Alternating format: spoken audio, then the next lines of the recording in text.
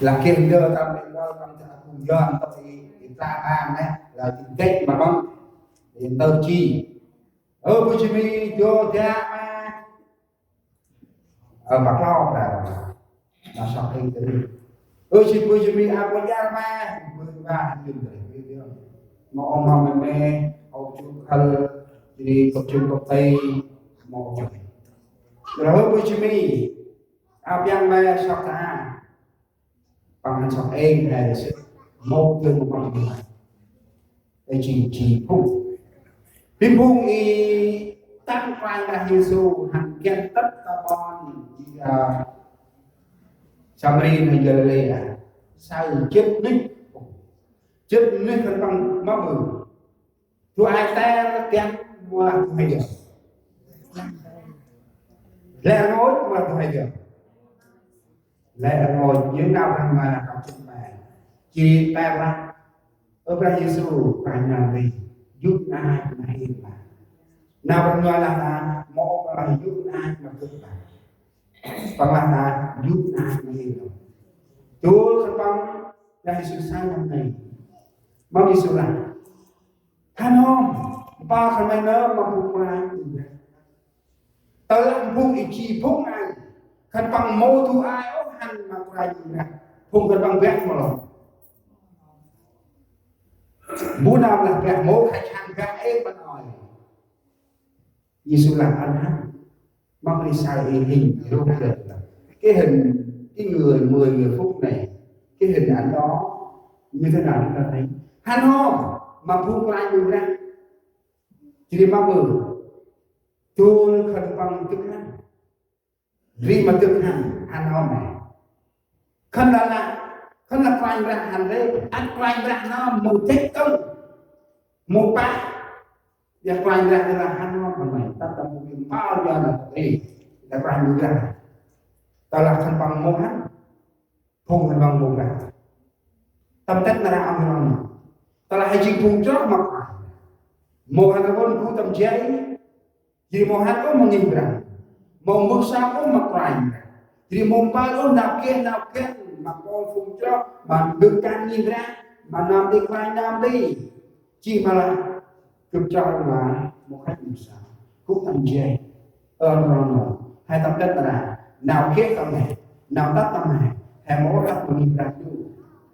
nào đi chiên Paul thì phúc ở đâu ta là phần bằng một ta chắn mặt lại ra chắn nó mặt lại ra thì sắc chân phần bằng buông hạ bác của nó là thì sắc cả thương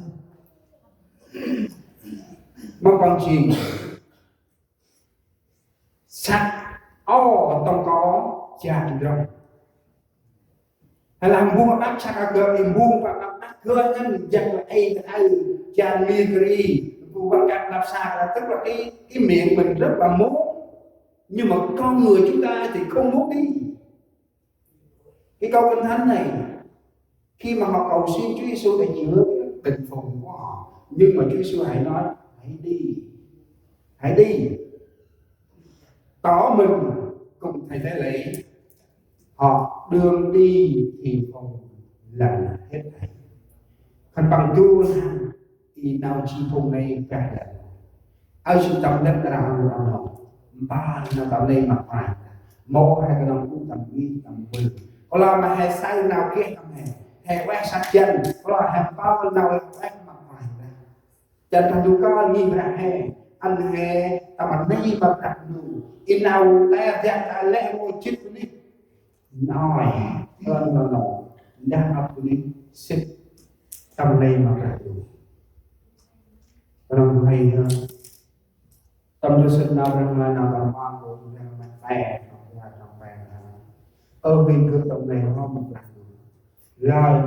kia lỗ lấy kia nào bắt bằng trong bè bằng giúp an lấy nào chưa lấy giúp bằng từ bác lấy nào chi quẹt hàng chia ngoài về ở bên được cầm nghe hòm lời chơi lỗ lại bao nhiêu năm lại bao nhiêu năm lâu ác rồi ra đánh đau cái mong chết nào và ở trong tầm này mà rằng riêng tông anh như là nào đi chi David kata bằng ti và quên bằng màu chuyên trong tầm này mà quay một ô nào ti David này kinh bằng tất bằng ti phê nào tầm đây mà quay ra bằng đông mà nào ti bằng ác tầm này mà quay ra lời kia ô lết đi nào quét bằng anh lết đi nào quét bằng một chuyện đó chỉ là ảo được nào lết đi được quay ra ân mê chỉ là Allah hay chơi đừng coi đã quay ra hay nên ai đi chơi mà biết chăng mà làm được còn nên ai chơi nào đi từ qua mà từ ngoài nó thì rishi là Ibrahim cái này orang là thì chơi rồi giờ làm bằng ăn hay là kể chi bằng ăn hay là kể nặng xa bằng ăn hay là kể lạc can bằng ăn hay kể là nằm xoan bằng ăn hay là cả làm được nằm sâu mô kể hoa ra lai tình chê là hay chi cùng chọn mà phải ra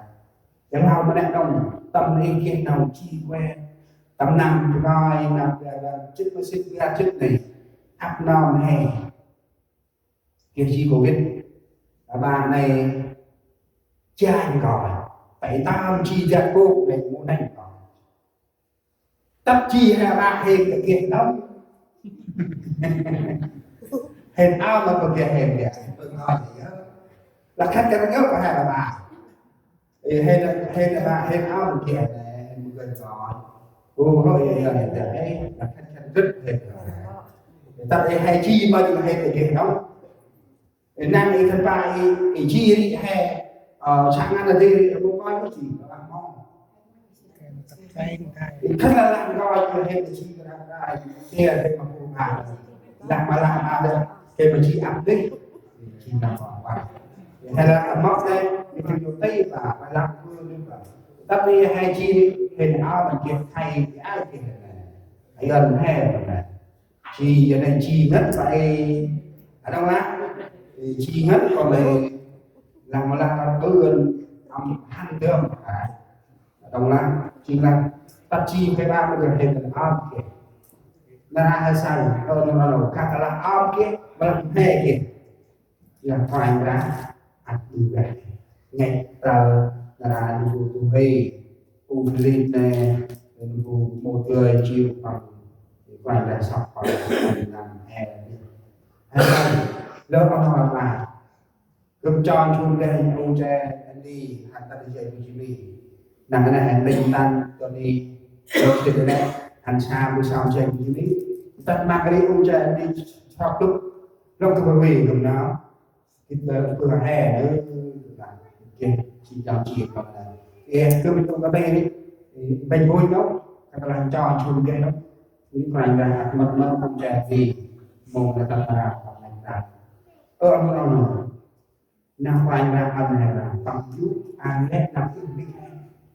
bằng một câu nào vậy nào biết hay chứ đâu bằng từ cả thế nào chi que tầm sắc chân hay cái đồng chi đó mà bạn chi phải chi thôi thì chi ra là co mắt hay là chi mốt là chi còn vì sao mà cái câu ngỏ là chi ra và còn vì sao mà cái câu chi cũng mặc hay là ra là chi đông chi xe hay là dân là cái răng cái tóc là gốc con người hay là ra như đúng và xe phần này học sinh thì hay một cái các bạn ra sang năm hay sau cái xe thì một cái gì hay ai ấy bằng lúc giờ là trong hai đa cùng xong thì vừa qua nó giờ là một xong đấy lúc cái xe là cái dùng mặt tay ra âm các thì mong cái lúc mình sử dụng sau còn ít ok mà họ phải sau đi một lúc nào chi vào ba thì gương phải là mặt chặt phải thì mong ăn hè bước sau thu phải cũng sao mà nhanh ra